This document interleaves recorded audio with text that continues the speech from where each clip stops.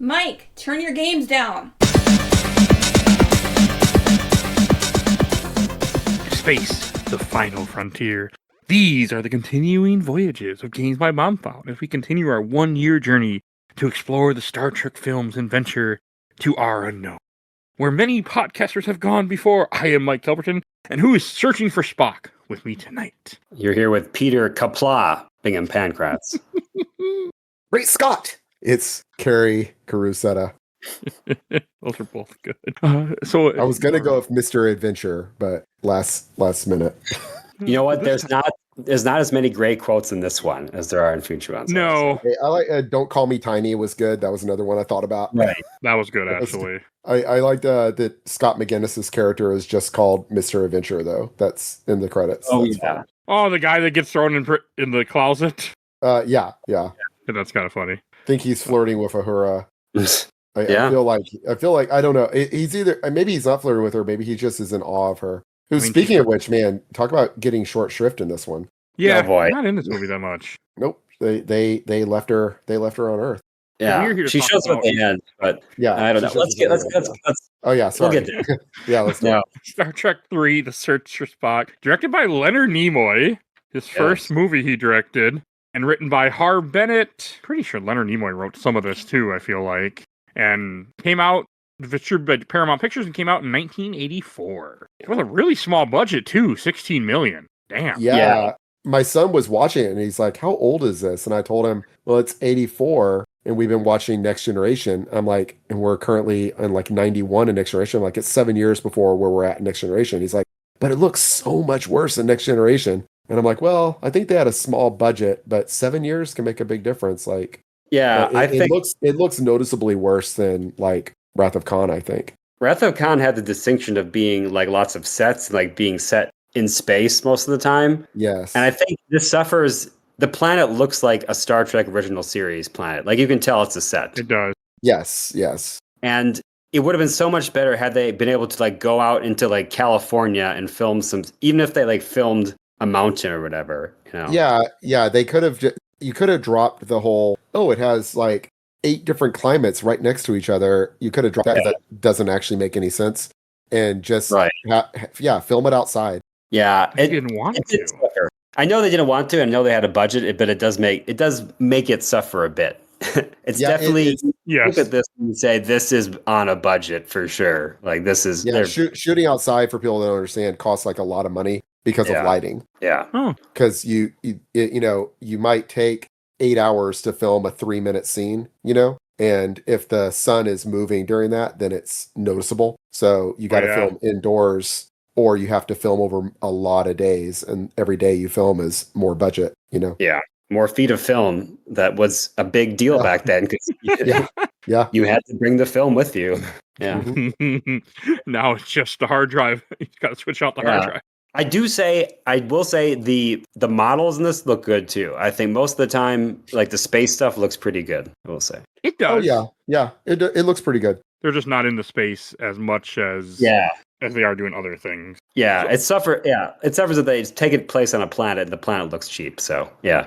I mean, I guess 12 million is not that small because 16 million. Star Trek 2 was 12 million, and Star Trek 4 is 21 to 25 million. Right, and that's funny because that takes place in a modern city. Yeah, but filmed on location. It looks like, right? Yeah, filmed on location for the most part. But yeah, I think they just were concerned. Like with Star Trek, it's hard to think of a time when movies had budgets. Like with the J.J. Abrams movie, had like unlimited budgets to do whatever. But there's a time when studios were like, you have to go with this budget. Same thing with Star Wars. Like you have a budget, you have to stick to it. And if you go over it, we're gonna be very mad at you. So And we ain't gonna give you more money. We're like, Right. fuck you, make what you make. So we said, how much what's the budget on this? 16. Well, so it made the gross box office was 76 million. yeah, So that's really good. which is I looked at equivalent to $230 million in today's movie. Yeah, which would be good for a small film. Like Right. it'd not be good for like one of the big studio films. That would be like we're shutting down the franchise. Yes. Because The Marvel movie made that. yeah. Did you see what the top films? I always do this. Looked up what the top box office of draws of 1984 were. This made the top 10. I saw, but Yeah. Do you want to go through them? Yeah, it was nowhere. Number one, Beverly Hills Cop. Yeah, imagine that time period where an R-rated comedy could be number one in the box office for the year. Like That's crazy. That's crazy. And it's a great movie. So Yeah. in fact, almost every movie on this list is a great movie. Yeah, this is like, I was looking at it, I was like, if you're a Gen Xer or maybe a millennial, like you would have had these movies in VHS. This is like prime rotation for VHS. Yes, it was. Rentals. Like you have Ghostbusters, you got Gremlins. Oh yeah. Yeah, number Temple 2 of is Doom. Ghostbusters, 3 is Temple of Doom, Yeah. 4 is Gremlins, 5 is The Karate Kid, one of my favorite like movies of the 80s. Number 6 Another is Police Catholic. Academy, which I think is a terrible, terrible movie. But man, I loved that series when I was a kid. Right. But Police Academy, the first one is really bad. The second one was the one I liked because we had it on VHS, but they're all bad. I've They're never all seen very any of bad them. movies. They're all really bad movies, in my opinion. I'm gonna keep it that way. I have no interest in them. But I We're liked not the doing second one when I was a podcasts. kid. Yeah. Footloose is number 7, which is one when I would go. I had these older girl cousins that were 10 and 12 years older than me that would babysit me. I would go stay with them for like 2 weeks, and we would watch. Footloose was one of the movies we would always watch on VHS. Right. Footloose has the, Waiting Out for a Hero, Yep. Right. which has been used and spoofed in so many stuff. But if you've never seen Footloose, the scene where they use that song So dumb. is 2 people playing chicken with tractors, going very, very slowly, going like 5 miles an hour at each other with tractors while that song is playing. I did not know that. If it Uh-huh. was a satire, it would be brilliant, but it wasn't a satire. That was the movie. Romancing the Stone, number 8. Yeah. Which is Indiana the original or the sequel? That's the original. That's the original, yeah. Yeah, I forgot what the sequel was called. Jewel of the Nile. Jewel of the Nile. Joel and I. There you go. And then they had the same cast come back later for War of the Roses, but different characters. Right. Yeah. And Star Trek 3 is number 9, and then Splash, number 10. That's one we had on VHS when I was a kid. I'm not a big fan, but that's one we had on. Yeah, I've seen that. you have a mixture of big blockbusters and like also like action comedies that could still bring in the dough. Like Beverly Hills Cop made the equivalent of like $800 million. That's how much money it made. God. Yeah, that's insane. So crazy. And And but again, Ghostbusters- it's a good movie. Yeah, Ghostbusters was the same. It made just a little bit less, and it would have been a gigantic hit. So Yeah, Ghostbusters is amazing. starting to get to the era of franchises. We're not quite in franchise era yet. Yeah, but Almost. 1984 is just a really good year Right. for movies, you know? Right. And I do want to do our history quick. So I have only ever seen this movie once, and all I remembered about it was I kind of liked it. Thankfully, I wasn't wrong. That's all I remembered. Peter, what's your history? This is maybe one of the ones I've seen the least. I think I saw it when I was a kid, and then I maybe watched it one other time. But this might be my third time seeing it, maybe. Oh, wow. Maybe one other one. I can't remember. But I was watching it again. I was like, I don't remember this scene. It was like, it just somehow, it doesn't stick with me the way Wrath of Khan or the next movie does, which I watched far more often. And which is a better movie, Voyage Home, next movie. But yeah, very limited. Very limited. Okay. Not what I expected, by the way. And Kerry. I saw this for the first time yesterday. Never seen it before. Never seen a minute of it before. Okay. That's what I like to hear. We'll get to the good, fresh impressions and not have any colored by child.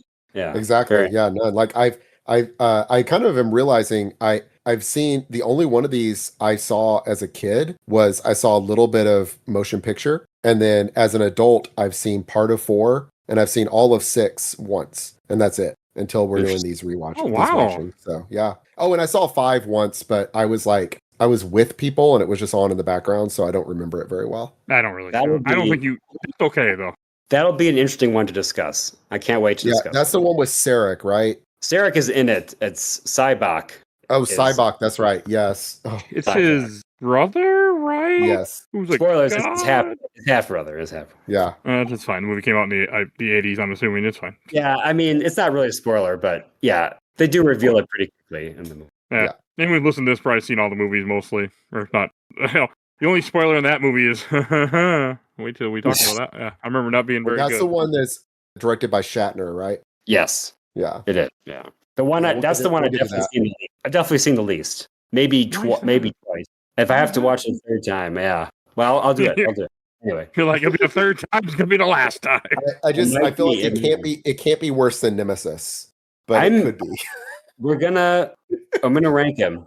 There's only one way to find out is to watch him again and see. Yeah.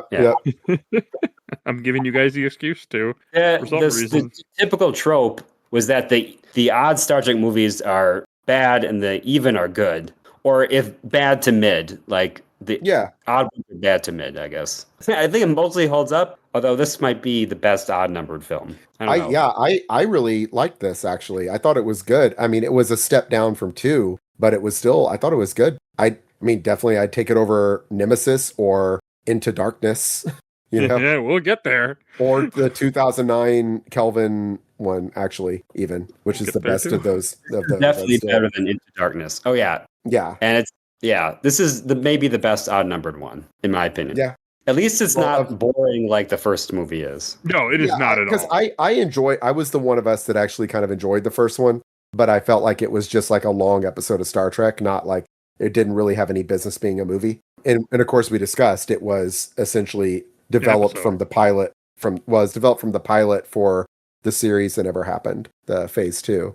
This was good. This also, though, it's one of those examples of a movie where it really depends on the movie before it. Right. You know? And that isn't always bad, because like I love Return of the Jedi. Empire Strikes Back is my all-time favorite movie. And if you just watched Empire Strikes Back and had never seen Star Wars, it's still a good movie, but it really would suffer. And similarly, I think if you had a working knowledge of Star Trek, you could watch this one without having seen Wrath of Khan.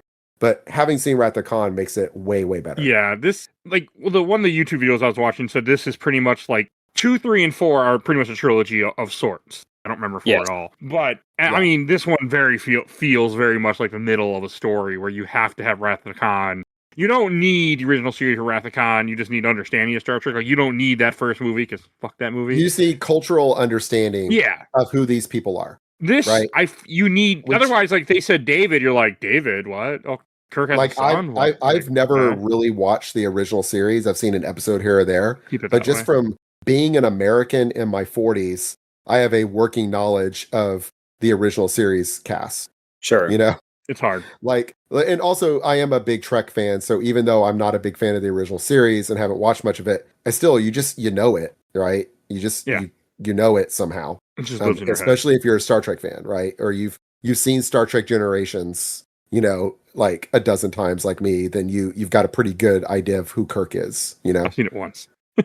I'm looking forward to that one. I'm a Generations defender. But is we'll it get number? to it. It is. It's 7. It's number 7. Oh yeah, 8 is. Yeah, the odd number convention holds until we get to number 10, which I think is the worst Star Trek movie I've ever seen, which is Nemesis. But up until then, the odd even convention holds. Because like Generations is fine, I like it, but I wouldn't call it good. And the same thing with Insurrection. Yeah, Insurrection I actually like quite a bit, but it's just a long episode of Next Generation. Yeah, blown out of the water with the first contact. Blown out of the water. Yes, which I look forward when we get to that one. In spite of doing the thing I don't like, which is making Star Trek an action series, First Contact's just too good. It's just too good. Right. Yeah. But I do want to say the plot summary. So it's not a very deep plot. It's last movie, Spock went missing and died and got sent to a planet. Now we're told Kirk has to go back and retrieve his body. So he's going to become a fugitive in order to do it and steals the Enterprise. And Klingons are back. It's a search for Spock. There you go. There's my short summary. There's not a whole lot in that case. The planet they made in Genesis, in Wrath of Khan is now the planet that they have to go to, and it's Starfleet forbids going to it, but they have to go there anyway. Yeah, and I thought that there's a lot of stuff. I really like this. As I said, I like the whole concept of, all right, it's over. You had your adventure. Now let's be realistic about this. We're not going to have 60, 70-year-old, you know, Starfleet officers flying around on adventures anymore. Scotty, you're going to help get the Excelsior set up. And he's like, oh, I'd rather be on the Enterprise. Like, nope, that's not how the military works. You've been assigned to the Excelsior. It's just, there it is. You know, and things like that. And Savik and Chekhov, is it Savik and, Savik and David, are assigned to a science vessel. And the captain of the science vessel, it's like you get why he's the captain of a science vessel. He's so cautious. He has none of the like, hell, let's do it kind of attitude of a Kirk. right? He's like super, super cautious, but he's also unsure of himself. He's not like a Picard who is cautious, but also self-assured and knows what he's doing. He's very like, well, we better call Starfleet and see what they say. He's not very make his own decisions. Right. And it gets him and his people killed, I would say. I mean, to some extent.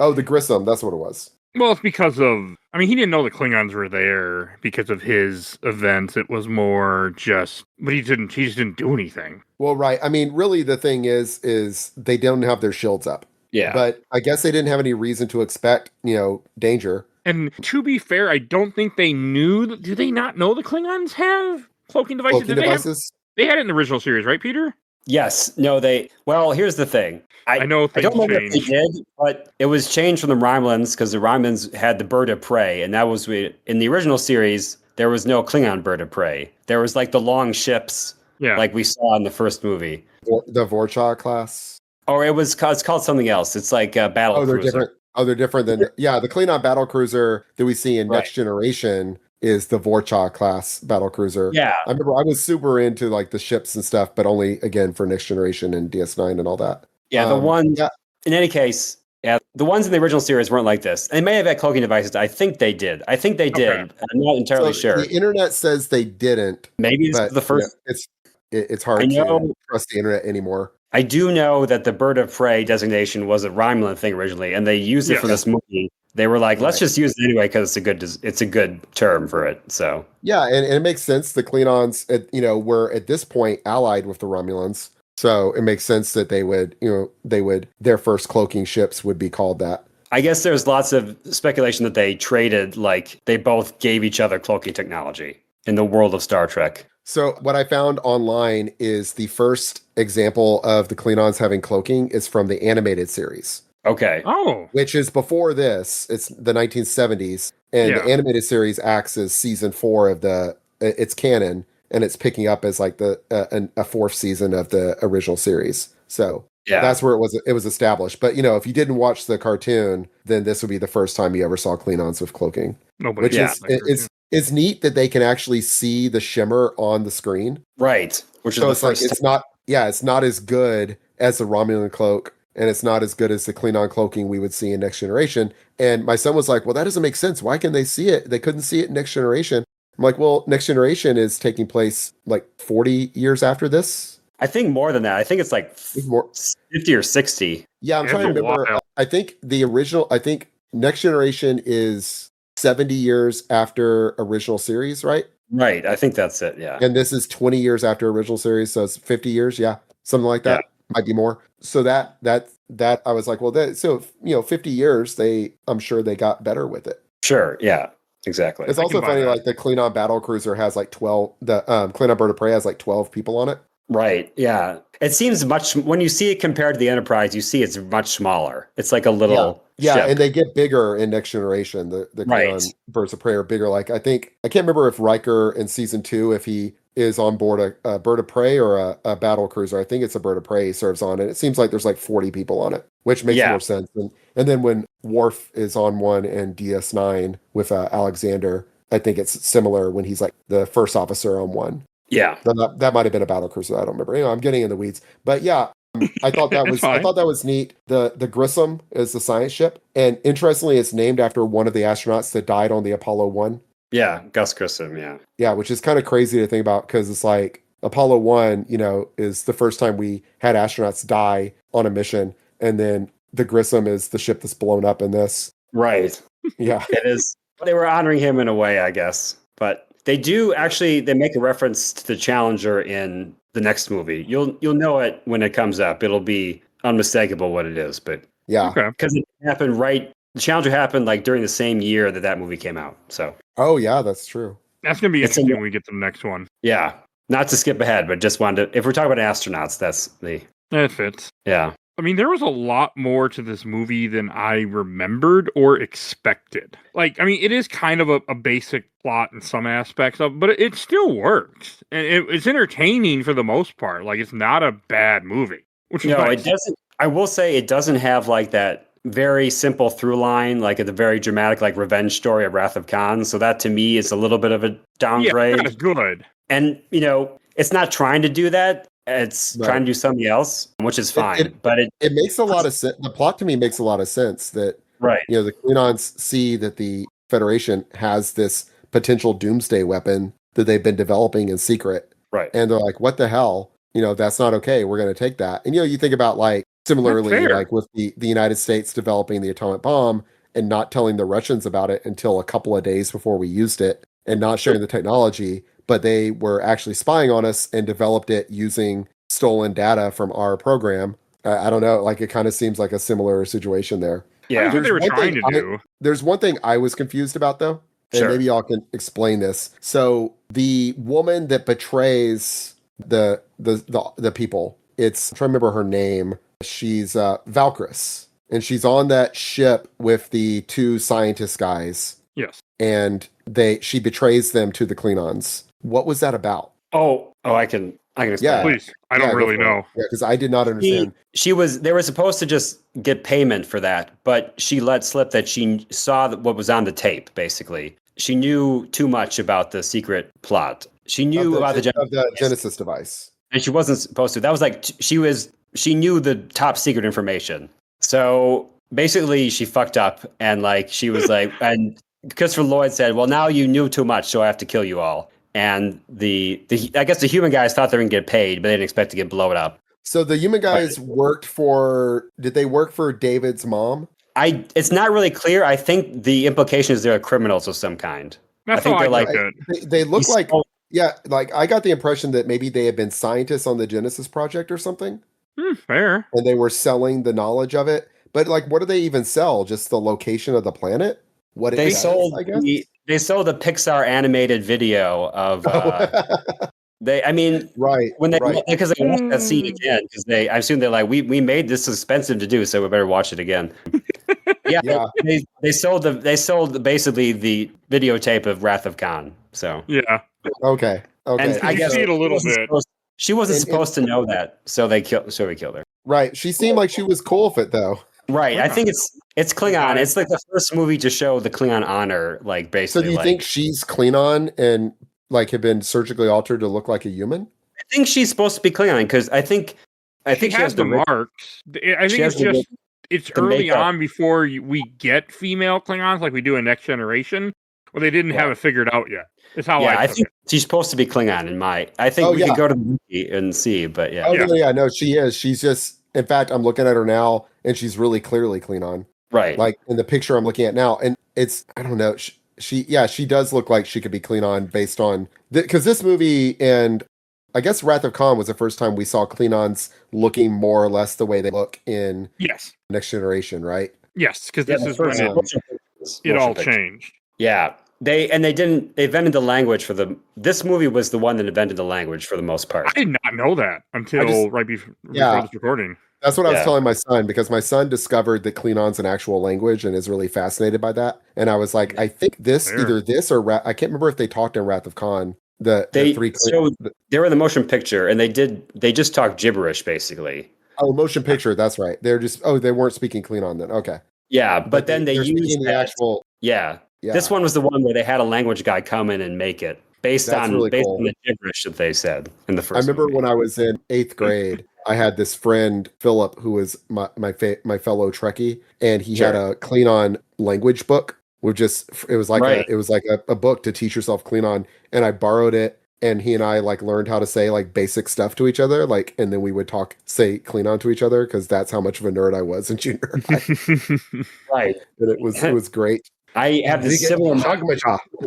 Yeah, like it was. If you were around then, I remember the book. I think it had a Klingon on the cover or something. Mm-hmm. You know, I remember it. It had Klingon face on it. Yeah.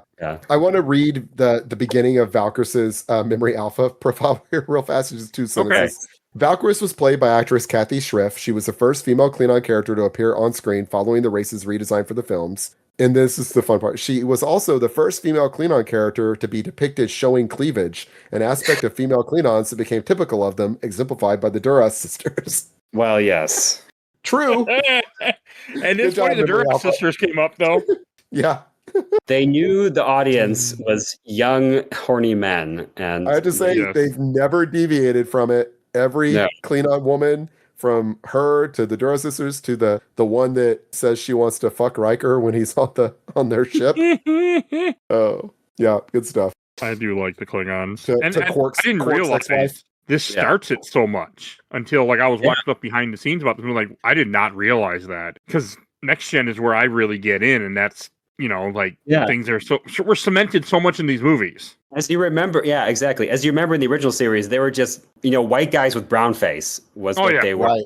And they had like some code of honor, but it was more like they were samurai or something. Like it wasn't like anything like this. And they were like, we got to change this, probably for the best, to be like not be so insensitive. Yes. Yeah. It's much better. It's so much better. Like I was obsessed with Klingons when I was like 12. They're cool. Because of Worf. Worf is like, Worf was my favorite character. Worf's the best. Yeah. Worf is better than these Klingons. There's a lot of... That's the whole thing with Worf. He's the best Klingon because he wasn't raised by Klingons. So he exemplifies all their positive traits without their negatives. That's like his whole... He's a Klingon weeb. Right. Watching DS9, anytime a Klingon comes on the station, there's so much... They're gregarious and like funny and boisterous. And Worf's just like... it's just a grumpy Gus the whole time. He's unlike the other Klingon. No, my favorite Klingon is Martok. I mean, yes. So great. But anyway, I like the Klingons in this. I think they do a really good job with them. I really liked, I'm trying to remember his name. Lloyd? Torg. Well, yeah. Christopher Lloyd is great because I was watching, I was like, Nate, listen to this voice. Who is that? And he could not recognize it in spite of us having watched the Back to the Future movies. I was like, it's Doc Brown. He's like, what? No, it's not. I'm like, yes. Listen to him. And then every time he would say something, I'd go, Marty. It's funny. You can tell when he does Klingon, you can tell Christopher Lloyd was doing that. I was like, if only any Klingon language sounds like Christopher Lloyd doing it. Mm-hmm. It's funny. Yeah. Anyway. But I liked his second in command, Torg, and where he's like, at the end, they're like, gonna like let him live. And he's like, nope. I think his name is Malt. I think his name is Malt. There's Torg and Maltz. Maltz. Maltz. Oh, okay. Maltz is the guy who lives, but Torg is the other guy. The guy. Oh, okay. It's John Larroquette. John Larroquette of Night Court fame, yes. Yes. Okay. Yeah, you're right. That was that. I didn't recognize him. That's exactly right. Right. Man, John Larroquette. You recognize him under all the makeup, yeah. Yeah, but like Christopher Lloyd is just like, it's like immediately you're like, oh, that's Christopher Lloyd. Look at that. That's Christopher Lloyd with the big forehead. Yeah, he's command. And the voice is just right. Yeah.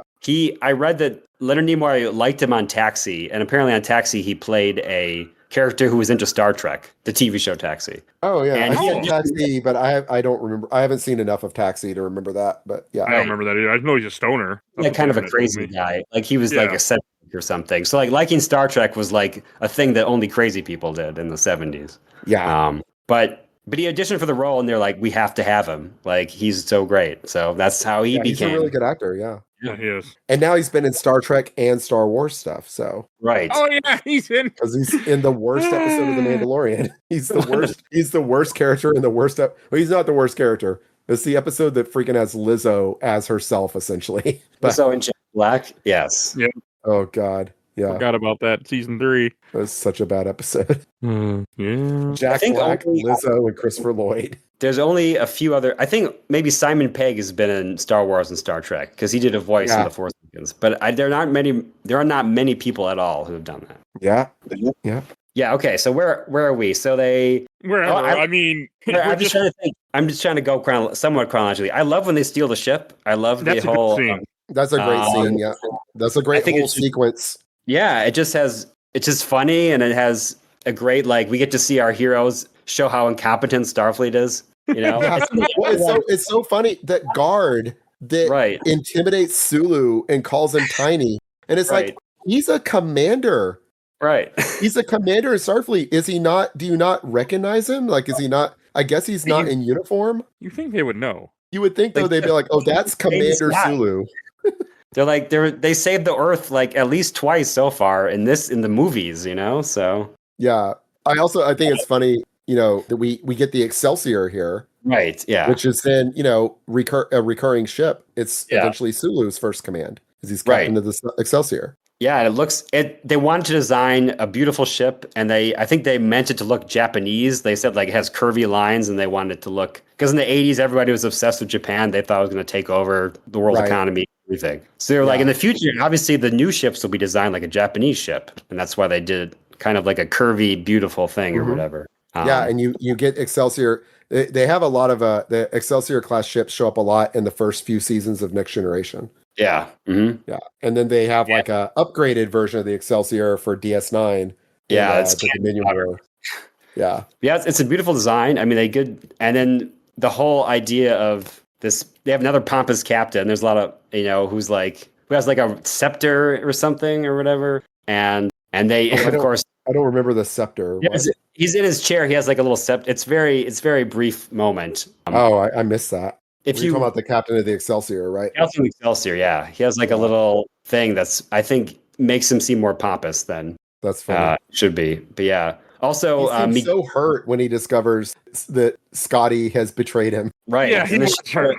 Ship kind of breaks down like it does a classic like car. It sounded like a car. I mean, I know what they're going for, but I was like, okay, this is funny. I thought it was funny. So, or interesting. So, getting into the Star Trek nerd stuff, the Excelsior they say has a trans warp engine. Sure. Yeah. Right? And now, if you're like a Voyager fan, trans warp is something is not this. Right. Trans warp is how they get home at the end of Voyager, and it's a Borg invention. It's what allowed the Borg to skip it's a Voyager in the 7th season comes up with the idea that the way the Borg in Next Generation are able to go from are they in the Gamma quadrant, Delta quadrant? Delta quadrant. Gamma's D Space Nine. Right. They're able to go from the Delta quadrant to the Alpha quadrant so quickly is they basically have these things called transwarp conduits that work kind of like wormholes. And that's what they use transwarp drive. But they're just reusing the term from this movie. But if you look at like the tech specs, technical manuals and stuff, like warp 9 in original Star Trek is equivalent to like warp 1 in Next Generation. Yeah. But the Excelsior is keeping pace with the modern ships in the Next Generation. And so my thought process was, this is the transwarp is what they were calling just what we call warp in Next Generation. That's my headcanon. I don't think they were really thinking of that yet because this is still 3 years before Next Gen. Yeah, so they might not put any of that thought in. But I mean, it's a good place to come from. I think in this movie, in the later stories, it was supposed to be beyond warp 10. I'll just add an addendum to that. There's like warp 10 and above is transwarp. And then I think the purpose of this was to show that, we have transwarp, which means it goes really fast. So like when the Enterprise is escaping, they're like, we can catch up to them, no problem. Like the captain's like, they're in for a shock. Yeah. Like, it'll be so easy, but then it doesn't work. So I guess you can assume that they just recalibrated everything. Like you said, like the scale is different 100 years later or 70 years later. Whatever. Yeah, they're just using different term. I mean, the same term, but they made the technology better. Right, exactly. I mean, that's a good way to put it. I mean, the space stuff looks good. Like, I know you mentioned earlier, like the way the ships are. I mean, and I was kind of looking up like how much time had passed. They said it might have been like a couple weeks to a month in between this movie and Wrath of Khan. So not very long has passed. I thought it was very odd they never mentioned Kahn. They don't even mention him in passing. Like, ever since we... don't. Completely don't mention it. By the way, I looked it up. This is 79 years. Next Generation is 79 years after this movie. Okay, according to Memory Alpha. So long that means McCoy is like 150 in that in Encounter at Farpoint. Right, but I mean, no, that's fine. It's fine. He looks 150. So. Things change. Yeah, explains why he has a Texan accent. Yeah, like a foghorn leghorn accent, more like it. He just devolved into You know, 150 is a new 100. That's what I'm sure. I mean, it makes sense in Star Trek that people could live that long. Yeah. Their technology is better. They're smarter. They're not doing the dumb shit we be doing. So, One thing we didn't mention was Savik being recast. All right. Yeah, I don't... Yeah. She feels like a different character in this. Yeah, they should have just changed it to a different character. It didn't have to be Savik. I mean, I get it because it needs to be someone that knows Kirk and knows David, I guess. Yeah. And knows Spock, right? So I guess it does need to be her. I guess it needs to be her, or it needs to be a member of the main cast. Like it either needs to be her, or it needs to be like Sulu or Chekhov or something. Right, but they did that in the previous. Right, exactly. They already exactly. So I think it's good. It's fine, and I think Robin Curtis is a good actress and does a good job with the role. She plays it much more Vulcan. right? She's not like ad-libbing the stuff, right? Because that they got rid of that. Yeah, the director liked that, but like I know that like Leonard Nimoy and William Shatner did not like Kirstie Alley's acting in the first in Wrath of Khan, which I did. I thought she was great in Wrath of Khan. She apparently asked for like a outrageously high salary for this movie, and so that was why they recast her. But they should have just not had the character. I don't know. It bothered me because this actress plays the character fine, but like you were just saying, this actress plays the character completely as a Vulcan, even though I guess the Romulan thing wasn't even part of the canon in the movie. They never say. Well, she feels really older. She feels a lot older too. Right. And it's not that she looks that much older, though she does. But you get the impression from Kirstie Alley that she is like fresh out of Starfleet Academy. She feels like this is her first. Wrath of Khan is like her first mission. I mean, it is. We see her at the Academy taking the Kobayashi Maru test. And then in this, she seems like super experienced and knowledgeable. But it's only like 2 weeks later or something. That's kind of an issue. Yeah, it didn't really bother me, but I agree it's not. It would be better if it was just a different character, but I just don't know how you would make that work. Yeah, because they have to be somebody that has an emotional connection to Spock and that knows Kirk personally. You know who they don't mention? A lot of choices. They don't mention Dr. Marcus either. Oh, they mention her very briefly. Okay, well, they don't say where she is. My mom. Right. Yeah. He says, my mom, blah, blah, blah. That's all he says. But they don't even, you feel like she would be on the mission, but maybe they thought that was too much or something. If anything, she could have been there instead of Saavik. Well, they said that she was going to be in this movie, but because he fucked up, and the idea with this movie is that he made a mistake, and that's why the shit hit the fan, they didn't want her in the movie. Yeah, the David character. Yeah, he messed up. He used illegal proto-molecules. Right. Yeah. Right. Yeah. Which proto-matter, which was just like, I guess their way of saying it's a very dangerous thing that, basically made the Genesis device work, but it was too unstable because of that. It's too unstable. So I guess that's also good because then we don't have the plot hole of, okay, so why aren't we using Genesis devices all over the galaxy now? Yes. And they had to do that. Yeah. Well, and also all the data is probably gone, the knowledge of how to do it. Killed everyone that did it, so yeah. Right, exactly. They killed everyone involved except for him and his mom. I mean, he did. The way that Kirk takes it when he finds out his son died, I thought was good because it's accurate to, I felt, how he should feel. It made more sense for him to be more upset in this case than he was with Kahn, because Kahn really didn't do anything. Not to this degree. Him falling backwards in the chair was a good moment because it looks very human. Like he's so shocked that he can't even sit down, and he misses his chair and he falls, and it's a very vulnerable moment. They told Shatner, do it as much as you want to. Right. He did. As big as you want. And you tell Shatner to do it as big as he wants, you get big. And he said, you Klingon bastards, you killed my son. Yeah. It's good, though. It makes you feel like he should be upset. He took it right. Yeah. And you know what? Like, oh, go ahead. No, I was just going to say that comes up again in the sixth movie, like that moment. Okay. But I don't remember the sixth movie at all. You'll know when it comes. It'll be very explicit that moment's coming. Yeah. I'm looking forward when we get there eventually. I'm looking forward to all these, to be honest with you. Like, it is fun revisiting these movies. Yeah, I think so too. Yeah. I mean, I was like, oh, I got to watch Star Trek 3 tonight. And then I watched it and I was like, so good. I sat and watched the whole thing in like one sitting. I was like, this is really good. Are you going to feel that way when we watch Nemesis? No. Okay, no.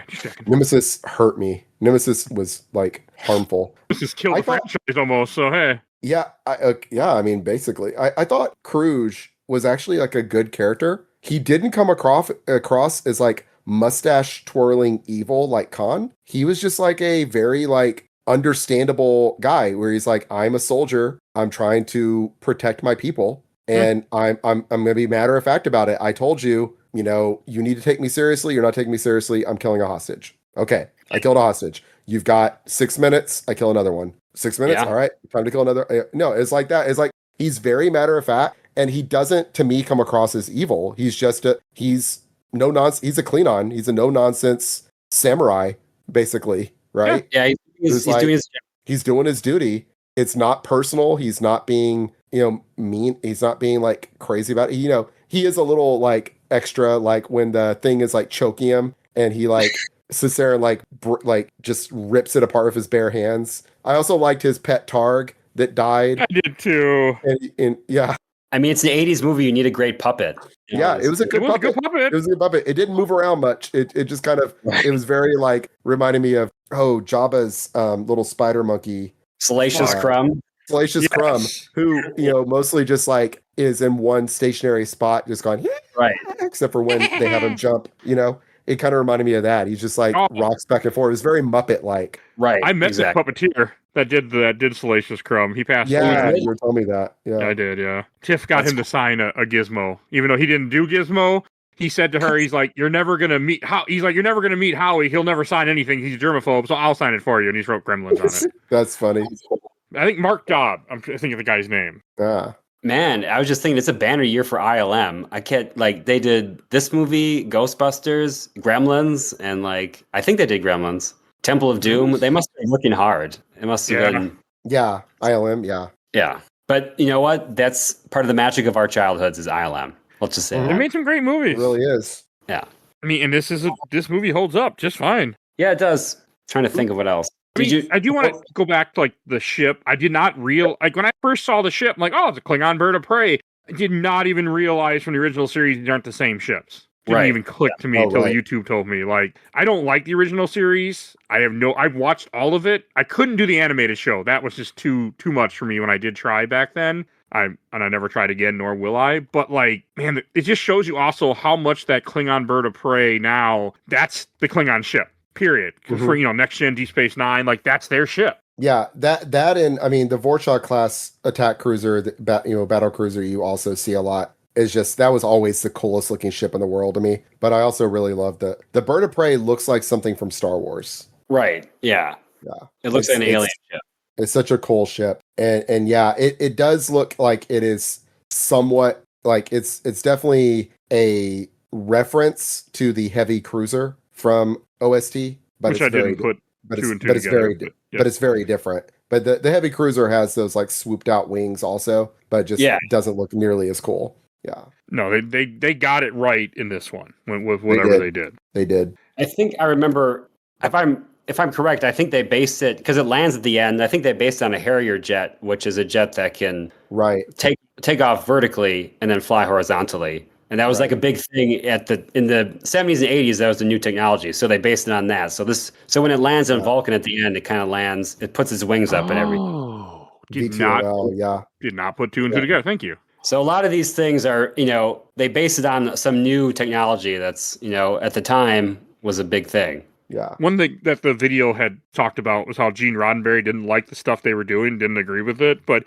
they contractually didn't have to listen to him, so they didn't. Yeah, I think that's usually for the best, honestly. It is, yes. I mean, him creating Star Trek was wonderful, but later on, he couldn't do the movies. I feel like he's like George Lucas to me. He someone who had a brilliant idea and created a great thing, and then other people took it and ran with it, and it was always better when he was not involved. Yes. Right. He was so obsessed with not having conflict among everybody. Right. I mean, that was I've talked about that a lot.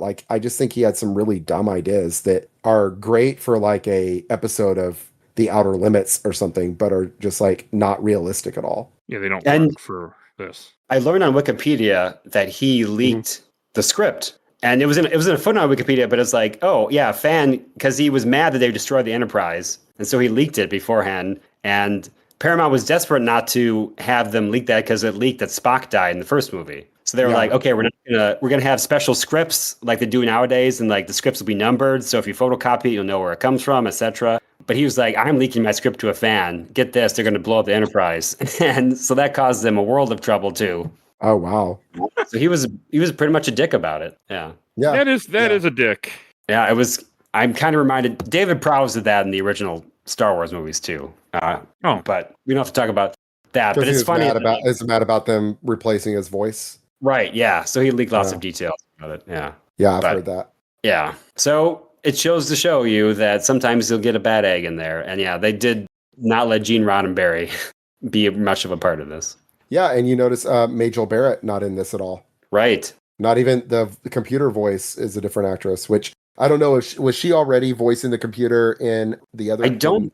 I feel like she was the voice of the computer in No, maybe she didn't until Next I don't, Generation. I don't think till next generation No, was look, the first. if you mean Luxana Troy, that's not till next gen.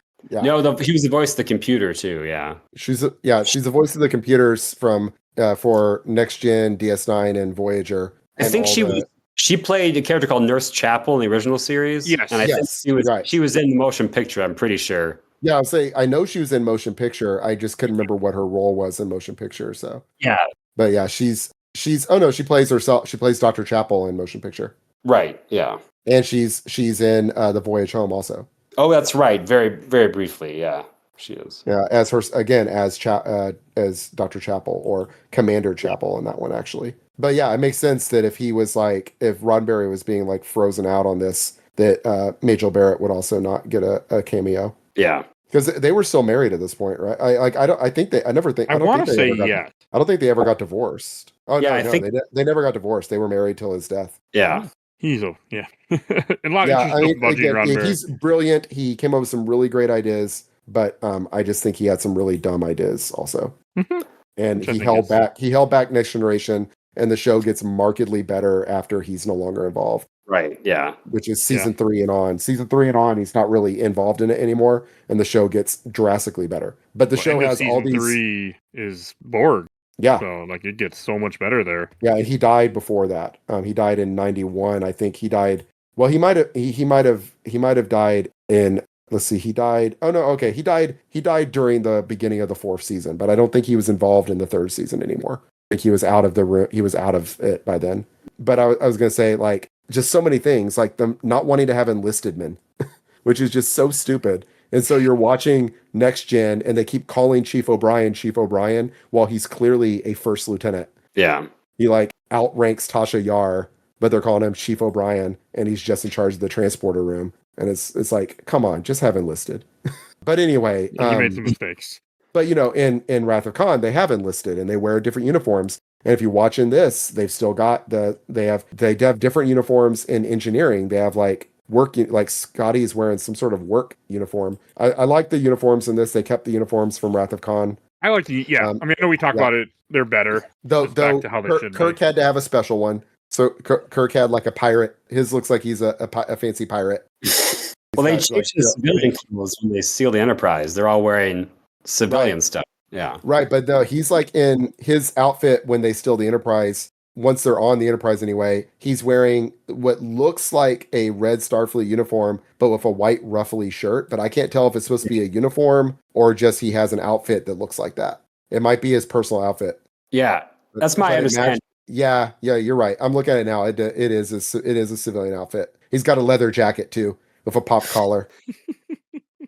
I'm pretty sure he had a popped collar in Wrath of Khan too. They might have just but that was a uniform popped collar. Yeah, he likes a pop collar. Yeah, I mean, it looks good. The costume designers made them all look good. So props to them for doing that. Yeah. They kind of mentioned, like we talked a little about earlier, like when they're escaping, when they steal the Enterprise. Mhm. Yeah. It reminds me of Star Wars, of New Hope. Yeah, Just the way he fucks up the controls and stuff. I mean, it just really felt like that to me. Yeah, where they're almost about to crash into the big door, and they're like, Yeah. get it opening. Yeah, it's definitely like another thing of a ship entering a big docking facility. Speaks to mind of Star Wars, like the first A New Hope movie. Which I liked. And, Yeah. that's what I also found interesting with this movie, too. I really enjoy the destruction of the Enterprise because it was. I think it's very well filmed. I mean, they blew up a real model for this. They built a big saucer and it looks amazing. Forgotten. it looks blows good up though. in this movie. It appears Forgot. that all that blows up is like the bridge is Right. it blows up from like the bridge, not the warp core, to where it looks like almost like it's possible they could salvage it. Yeah, I mean, I don't know. They might not have had the conception of like the warp core detonates at the time. They Right. might have just been like, or maybe like if you want to go headcanon, maybe like one part of it failed and only one part of it blew up or something. I don't know. Yeah, I don't know, but they don't get it back, right? Like in No, it burns up in the atmosphere. It burns up. that's yeah. right. That's right. We see it go down like a meteor. Right. Yeah, it looks really cool. Which is a Which is beautiful way why- to end it. Yeah. And then that's why they are in the Bird of Prey in Right. the next movie. Yeah, Yes. that makes But sense. I knew they were in a Bird of Prey in the next movie because I've seen like maybe 30 minutes of part 4. I never knew Yeah. why they're in a Bird of Prey. So there you go. Makes sense. I do not remember any of that. I did not remember when the Enterprise. I'm like, oh no! I completely forgot this happened. Yeah, it won't buff out. It's not going to buff out. It's gone. Nope. But it comes back because they have another Enterprise later on. Wait till the next movie. You'll see what happens. I know this movie has to do with time travel. They add an A to it. No, it's not. Yeah. Long story short, they have another ship, and they're like, we're named it Enterprise because you guys are so great. Yeah, which is a real thing. There have been like 5 Enterprises in the U.S. Navy. Right, and exactly. And they added an A to it, which is then you have Enterprise A, B, C, D, and, et cetera, et cetera. Yeah. You'll get I do like the scene where McCoy's in the bar trying to hire a pilot, and then that reminds me of New Hope Awesome. The guy's like, how do you know my name? Well, I'm a security guard. You're coming with me. It's very Cantina-esque. It's like... It is. Yeah. It is. Very Cantina. On a smaller budget, though. It's if you can imagine that even. The guy is like... They give him some quirk where he talks like Yoda-ish, like he talks backwards a little bit. Didn't like it. Yes. Yeah.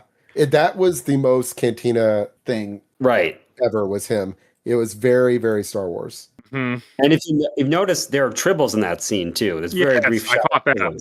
Oh, Yeah. Really? Oh, they're gonna have some problems.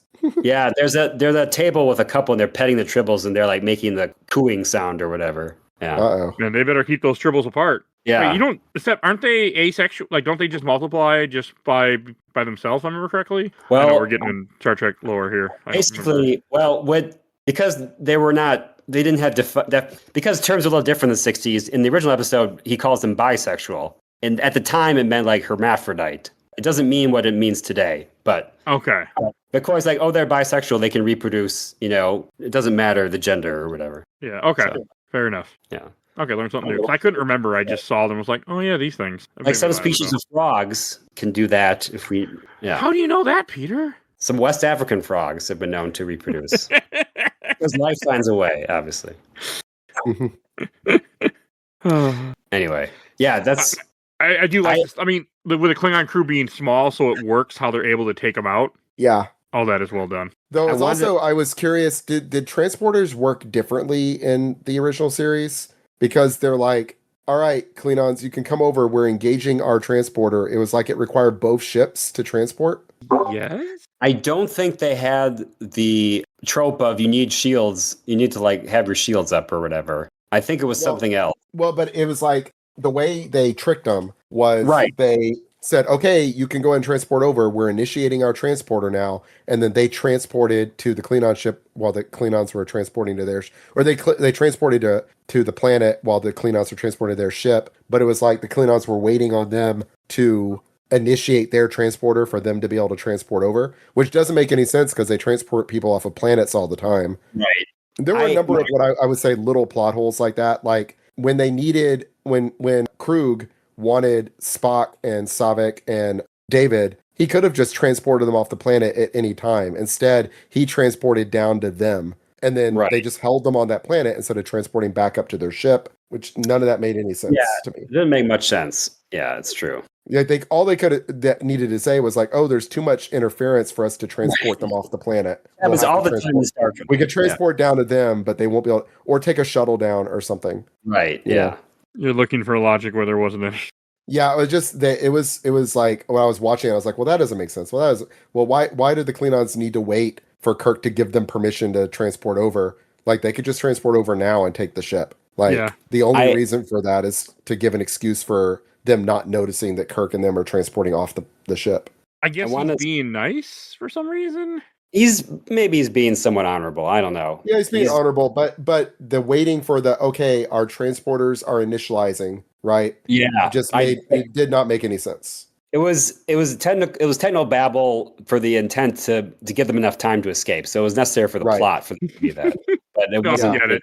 But I mean, see, I didn't remember a lot of Star Trek, so I thought, okay, maybe in this they need to only transport from transporters, so that's why they're waiting. Like I didn't think of any of the real reasons of. I mean, maybe transporting onto a ship, you can only go from pad to pad because the ship is moving. I don't know. But planet is moving too. Anyway, the planet is moving too, right? Yeah. So, but if you're in orbit, then you're moving relative to it. I don't know, but we're looking for. I'm thinking too much about it. Here's one thing that bothered me, and I know you can't help it, but at the very beginning, Kirk watches the surveillance tape of the Wrath of Khan, and it's just the Wrath of Khan of Spock. Right. I could not help but think of the Spaceball scene where they put in the movie. Oh, They put in right. Yeah. Yeah. I was like, how is Spock? How is Kirk watching this? Oh, he put in the VHS of The Wrath of Khan, and it, in my head, the Paramount logo came up, and he like fast forwarded through all this. But I know like it would be too much to recreate that in like a Where are we at? We're here. Where's here? Right here. We're here. It's like, dude, yeah, I could not help but think of that. Yeah. That's a good pull. But just like it shows every cut, and they do that. I forget there's other movies where that happens too, where they watch the movie, they watch the previous movie, but it's just a factor that they couldn't film something else. So it didn't need to be there. It could have, yeah, it did not need to be there. Yeah. Well, you needed to have that scene because he needed to see that Spock mind melded with McCoy. But doesn't he see that later? He sees it whenever after Sarek comes to him and berates him about it. He like goes back and looks at the video and sees it. Okay. He puts in the VHS of. Yeah, let me check the tape. Let me check the tape and see if there are any mind melds going on. I mean, I do like the mind meld stuff. It's a good reason for why he's in this situation. Right, and it's really cool that they set it up in the previous movie. Like we saw him do that to McCoy, and it's like, okay, he's obviously. I thought when we were talking about it last time that he was giving McCoy, telling him, "Hey, make sure they shoot me at the planet so I can be resurrected." But he was saying, "Here, take my soul to Vulcan," basically. Right. Yeah. Which is interesting for a non-emotional, for people that believe in suppressing all emotion to be very religious is interesting. Right. The most logical people are like, oh yeah, a soul exists and it's real. Yeah. And you actually can quantify it or whatever. Except they're right. So I guess so. I guess they're so logical. They're like, oh yeah, we also discovered the soul is real. Yeah. It's a very, you know what? When we're recording this, Easter is coming up. And this is a very Easter movie, yeah. It's about resurrection. Even though all the main actors are Jewish, it's still a very Christian story. That's so funny. I mean, all the stuff with Spock getting resurrected, like he's connected to the planet, and the whole thing with it being like where he's going to, like he has no brain, essentially, or has no mind, or soul, or he just. Like alive, it works. He's like an animal. Yeah, he's like. Yes, and they say that he's going through Ponfar, and it was so funny because he's like, when she says that, he's like 9. Yeah, and she's like, oh, he's gonna go through Ponfar soon. I was like, all right, movie. I don't care if it was the 80s. You better watch it. You better watch it. Fair. I was so afraid that Saavik was gonna fuck teenage Spock, or maybe they'd age him up to 20 so they could have sex to alleviate his Ponfar. And I'm like, they better not. And they didn't. She just taught him how to like focus his mind, basically. I was thankful that did not happen also. Yeah. Because that's definitely like what Enterprise would have done. Right. Like, I'm really glad they established in this movie that only, or I guess probably in the original series, that only male Vulcans go through Ponfar. Because if they had said that female Vulcans go through Ponfar, man, Enterprise would have done an episode about T'Pol just being too horny and trying to fuck everybody on the ship. Actually, come to think of it, didn't they do that? I guarantee you they did. I mean, they were in that quarantine room where rubbing gel on each other a lot of times. So on that show, if you remember, but man, has it got some problems. The more we talk about it, there is indeed. Never mind. She goes through Ponfar in season 2, episode 25. I have reverse Ponfar. I have the woman version. Yeah, she undergoes a premature Ponfar caused by a microbial infection. This is very Enterprise. I remember. Yes, I remember this now. It's her like striding around in her underwear, like trying to fuck the doctor. Yes. Yeah, I remember now. God, Enterprise is a show I watched, and I kept watching it and kept going, God damn, this is stupid. All right, let's watch the next one.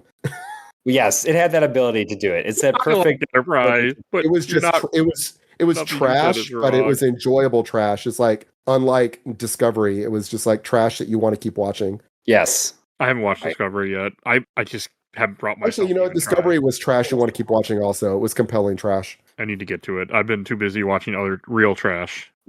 So, like reality TV shows and stuff. So, hey. Oh, God. Oh, man. I'm sorry. Trash. Hey, sometimes they're fun to put on the background while you're doing other stuff. Okay. What can I I haven't say? seen a reality TV show in like 20 years. I went through my phase where I watched All Upon America. I watched some Storage Wars. I said, "Oh my god, this is garbage," and just stopped after a couple seasons. But I went through my phases. Right now, I'm just on documentaries again That's about good. stuff I Okay. already know about the whole. I already know the story, but I'll listen to it. Someone else's take on it. So Well, I think we have we run the course on Search for Spock then. If we're talking about reality shows. a couple of things that I still want to bring up. Oh, okay. I do want to bring up like the way that he when he fights Doc from Back to the Future. Yes. Like that is a good scene. Aren't Klingons stronger Yeah. than humans? If I remember correctly. Yeah, but they're not like super strong. Okay, They're not 'cause like Vulcans. Shatner's an old man. Like he holds his own pretty well against the Klingon. I was like, you're no Cisco, sir. Yeah, there is an Christopher earthquake. There is an earthquake going on. Right. Yeah. And Christopher Lloyd is a less brawny Klingon. He's not. He's like on the slimmer end of Klingons. He's no Tony Todd as He looks Klingon. like he's supposed to be older too. He's bald. Right. Are they Yeah. all bald almost? He's balding. Well, some of them have hair. Yeah, Some like have lost- Worf's got a when gorgeous mane Shatner of hair. jumps off the cliff down onto the Klingon, I was like, he has the high ground. That's what Yeah. popped in my head immediately. Well, but Krug gets it also. He's fighting Shatner, and all of a sudden, earthquake causes the rock he's on to jump up like 10 feet, and he falls off of it on top of Kirk. Yeah, that made me laugh too. I said the same thing. But he falls, and so it's like, okay, so yeah, I could buy it, I guess. He's like unstable footing. Right. It was fine. I don't know. It was enjoyable. Yeah. It was the type of thing that like people. You didn't have a Kirk Kahn fight, so they were like, we have to give Kirk and the villain a fight in this movie. Yeah, which And is that I worked. think the weakest thing with the Star Trek movies is always needing the captain to have a fist fight at the end of the movie. Right. Like that's the worst. That's the worst thing about Insurrection. Like Insurrection would actually be a really good movie if it didn't end with Picard having a fist fight on a catwalk, Right. which is Oh, that's also how. Insurrection? Which is I remember this. that's Generations and Insurrection. Oh, both I believe- end with a fist fight on a catwalk. It happens in Nemesis too. Yes, it happens in Yeah. Nemesis. Yep. So it's like a trope. I was like, come on. Do we need to do this every time? Yep. 3 of the 4 Next Generation movies end with a fist fight on a catwalk. Oh, but you know what? It kind of happens in Generations too. Well, yeah, They're on- I'm saying Generations. Yeah, I mean, Kirk Okay. is on a catwalk that, like, Kirk is killed by a catwalk. Yeah, exactly. Oh boy, not to get ahead of ourselves, but Yeah. when I've seen one reference to this movie in other things. If anybody's ever seen the South Park movie, Satan says, "I've had enough of you" to Saddam Hussein when he throws him in a lava pit. He says, "I have had enough of you," which is the same thing. Oh, Kirk says. I didn't realize that was a reference. That's great. Yeah, That's funny. That's great. I don't remember any of this, what you're talking about, but that's fucking hilarious. it's the only reference I've seen. Like this movie is not referenced nearly as much as like Kahn or the other ones, but like I was like, No, okay, Not at all. that is one line that I've seen parodied. So I guess that's some staying power in this movie. Yeah, that's funny. I did not. Well, of course, I mean, because I saw that, decades ago. Yeah, and I've seen that recently because I wanted to. I'm not a huge South Park fan, but I watched it recently. But I was like, okay, I understand that reference. Sometimes it funny. just feels good to say that. Yeah. Right. Yeah. Exactly. I mean, that's all you need. You just want to be able to say, I get that. Yeah. Wouldn't it be No, fun I mean, yeah. I'm glad to know it now because, yeah, I mean, I used to really love South Park, and I've seen that movie probably 10 times. So Yeah. I know exactly what you're talking about now that you mentioned. I'm like, oh yeah, that's it. That is exactly what it was. It's a deep cut because this is not a movie that's nowhere near as well known. So No. out of when it comes to like all the Star Trek stuff, this is one of Yeah. the more least. Well, not least, but it's not a as known Star Trek movie like Wrath of Khan or stuff that comes later. I'm sure. Yeah. Indeed. I do think we're pretty much. And then the ending of this movie, they get his body, they take him to Vulcan, and then he gets his spirit taken out of McCoy and put back into him. Yeah. Yeah. That's how that works. And he seems like he's still like not 100% himself yet, but he's starting to understand. Yep. Starting to And remember. it'll play a part in the next movie too. Oh, that comes back? That takes place like right afterwards. Right. It takes Okay. it takes a couple of movies for him to remember It himself. opens on Vulcan. Yeah, exactly. So- I did not realize how close like the first 5 or 6 movies are. At least 5 of them are all within like a year of each other or so. well, these three. These 3 are all like happening within the same month, basically. Right. 2, 3, and 4. I don't know about 5 and 6, but I don't think 5 is very far away from 4 from what the internet was telling me, maybe a couple months or so, but they're all pretty close. They're not as far off as you think they'd be for movies. Yeah. And so one thing I was going to ask about, so I guess they are allies with the Klingons by this point, though. He says that. Kirk says that. Yeah, he's breaking the treaty. So Okay. was the treaty in the original series, or is that something that happened in between the series and the movies? No? It's not something from the series. I think it's just an added lore that's not really expounded upon. I think it's probably just to explain why they're not at war with the Klingons anymore. But because the peace treaty is the main focus of Star Trek 6. Yeah, I remember that. Right. That's the Khitomer Accords that they always talk about in Next Generation. Okay, so I looked on Memory Alpha, and basically this movie is taking place in like 2285, I think. Yeah. Right? Yeah, that sounds right.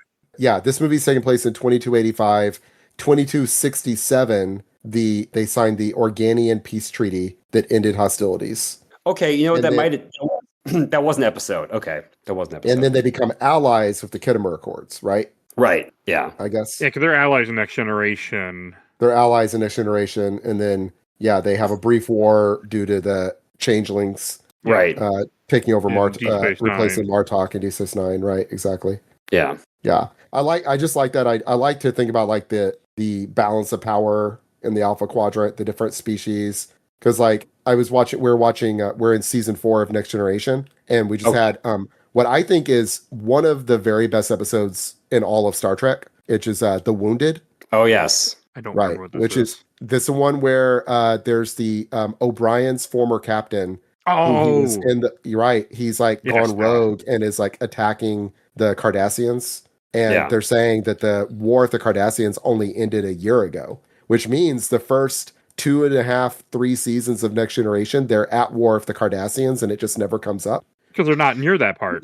I know, but it would have been so easy to say the treaty was signed 4 years ago, and then we're good. But they say it happened 1 year ago, and I'm like, well, wait, that means y'all were at war? But the Kardashians weren't invented yet, so, you know. Right. Yeah. That's the real reason. The in-universe reason could be like, well, it was off in the border somewhere, and it wasn't really, it wasn't really that big an issue. It's pretty big. I mean, they do have a lot of territory that, like, the Federation is in control of. Right. Yeah. So it's fair enough that, like, there's a war in one area, you don't hear about it. Right. And it could be like low scale. It could be like low intensity war, and it's just pot shots or whatever. So yeah, that's my headcanon. I mean, that's fair. I mean, that does happen. I mean, you can look at historical, like they start small wars, and it's not big deal to certain people, but it's not a big deal to like everyone in that country. Or a big war can like peter out after like 10 years or whatever. It could just be like nothing at some point. In any case, I agree with you. The politics are very fascinating, and whenever they mention it, it's really interesting, and that's why I like Star Trek 6, which goes into that a lot. So I'm really looking forward to 6 the most. I remember liking 6 when the one time I watched it. I remember I thought it was a really good movie. Yeah, it'll be interesting. I saw it. I've only seen it once, about maybe 15 years ago, and I was like, this is fine. I didn't care for it that much, so it'll be interesting to see how I like it after having watched the first 5. It'll make more sense, I think. But so far, I liked 1, I loved 2, and I actually really liked 3 also. So well, that's good progress. Yeah, so pleasantly surprised by 3. I thought I was going to be bored by 3, but no. I guess we should do Stacker Box. Why don't you just continue? Yeah, I mean, put it in. What I'm trying to remember is the shelf is. The shelf is the best. Stack is the middle. Box is. All right, we'll put it in the stack. I don't see myself rewatching it anytime soon, but I liked it. Okay. Yeah. I'll go next. I'm going to put this in the. I'm a little torn, but I think I'm going to go with the stack because I did enjoy it though, but I didn't love it. So stack. Peter. Yeah, I'll put in the stack too. It's not one of my favorite Star Trek movies. It has a lot of good moments, but I think it lacks kind of like the highs of the other movies. The movies that are really good, it kind of doesn't have anything that reaches quite, that was really brilliant or exhilarating. But it's pleasant and enjoyable throughout, so I'll keep it in the stack, and maybe in 15 years I'll watch it again. It's better than 1. So it is definitely more rewatchable than number 1. It is definitely more. It's so bad, so boring. It doesn't have the effects budget, but it doesn't have like, I don't know, it has a better story. Yeah, 1 did not have the story it needed. Yeah. Forgot how much was 1. I'm just out of curiosity. Oh yeah, 1 was 44 million. Yeah, that was a lot of money then. Yes, it was. All right, I guess we should go to. Oh, we should. The next most likely next month will be Star Trek 4: The Voyage Home. stay tuned for that, listeners. That will be coming at some point. And that brings us to plugs. And Kerry, where can people find you at? Hey, I'm Carooseta, Kerooseta on Twitch and YouTube. I do modify and repair video game consoles, but mostly I just stream whatever I'm doing. Currently I'm doing a level 1 playthrough of Elden Ring, trying to beat the game without ever leveling up. And so you can check that out on my Twitch and my YouTube. That doesn't sound fun. It's tough. Every boss kills you in one hit, so you just have to not get hit. Okay. And I bet you don't do that much damage either, huh? You do more than you would think, because in Elden Ring, the damage is mostly based on leveling up your weapon. And so if you can, because it's an open world, you can kind of sequence break and get some high level weapons. But yeah, you do less for sure. So you have to not only not get hit, you have to survive longer without getting hit. Yeah, that's not fun. But it's fun. I'm in the Lanedale Royal Capital. I've beaten Radon and Godric and Renala in the Draconic Tree Sentinel. So I need to play Elden Ring someday. Game sounds amazing, but it's my favorite. It's my favorite video game. So you try to play a game every week and sometimes more. That sounds frightening. Yeah, we'll see. All right. And Peter, where can people find you at? Well, I've written a couple books, written 3 books, actually. It's the Fifth Civilization trilogy. The first one is called The Fifth Civilization, and you can find it on Amazon. You can find it through my website, peterbp.com. Email me, and I'll send you a copy. And there will be a link to the Amazon thing here, so check that out. Yeah. And if you enjoyed this episode, the rest of our Star Trek episodes will be in the show notes too, but it's growing. So check those out. If you want to, and we have over 900 other episodes of this podcast. We do movies, TV shows, video games, comics, all sorts of content. You can find our entire catalog on Podbean. You can also search things. You never know what you're going to find on there. We've done a lot of weird stuff too. So check that out. If you want to support the show, we do have a Patreon. For Little Dog, vote in our Patreon poll. We have 2 polls a month currently. I've been keeping steady with that until I get behind again. So check that out. If you donate $10 or more, I will plug your podcast or YouTube or whatever it is you want me to plug. I'll just say your name if you want me to. Every episode I create during that month, like these lovely people, Phoebe Stanton, Let's Play Princess on YouTube and Twitch, and check out her podcast, Nerds Broadcast, and also check out Zach's podcast, absolutely the best podcast of work in progress. They talk about MC movies, and they are currently doing the Alien Predator franchise, and they're getting pretty far along. So check them out. And want to give a shout out to Bill Tucker's show, A Gamer Looks at 40, and his new podcast, Carrying My Cross. Also very good, so check that out too. And give a shout out to my awesome intro and outro, Curtis Helena at Hell Has Free. Follow her on TikTok and Instagram. And please follow us on Facebook, Instagram, Threads, Blue Sky, YouTube, and rate and reviews wherever you get your podcasts. I think that's everything I need to say, so we will see you guys all next time. Bye, everybody. Bye. Bye.